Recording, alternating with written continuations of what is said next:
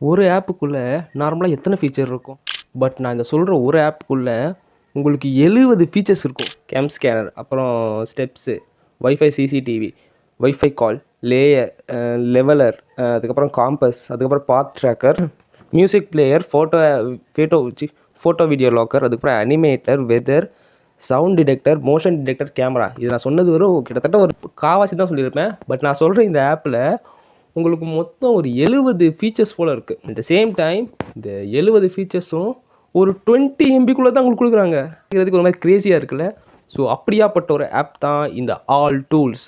So இந்த all tools ஆப்பை பொறுத்த வரைக்கும் இதை வந்து நான் ஆல்மோஸ்ட் ஒரு 2 இயர்ஸாக யூஸ் பண்ணியிருக்கேன். டிவி ரிமோட் அடிக்கடி காணாமல் போயிடுச்சு இல்லை அப்படின்னா, இப்போ உங்கள் ஃபோனில் இந்த ஐஆர் பிளாஸ்டர்லாம் இருக்குன்னா உங்களால் அந்த ஆப்புக்குள்ளே போயிட்டு அந்த டிவியோட பிராண்டை செலக்ட் பண்ணி உங்களால் அந்த ஃபோனை டிவி ரிமோட்டாக யூஸ் பண்ண முடியும். ஸோ அந்த மாதிரி சில ஃபீச்சர்ஸ்லாம் இருந்துச்சு. அது எனக்கு ஒரு காலத்தில் யூஸும் ஆச்சு. இந்த ஆப்பில் வந்து ஆல்மோஸ்ட் 70 ஃபீச்சர்ஸ் இருக்குது. அதுவும் 20 எம்பிஸ்குள்ளே தராங்க.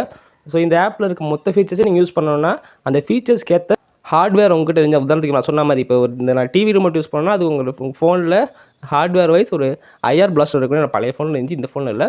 ஸோ இந்த மாதிரி நிறைய ஃபீச்சர்ஸ் இருக்குது. ஸோ இந்த ஆப்பு உங்களால் முடிஞ்சால் டவுன்லோட் பண்ணி எப்படி இருக்குன்னு சொல்லுங்கள். இன்னொரு வீடியோவில் பார்க்கலாம்.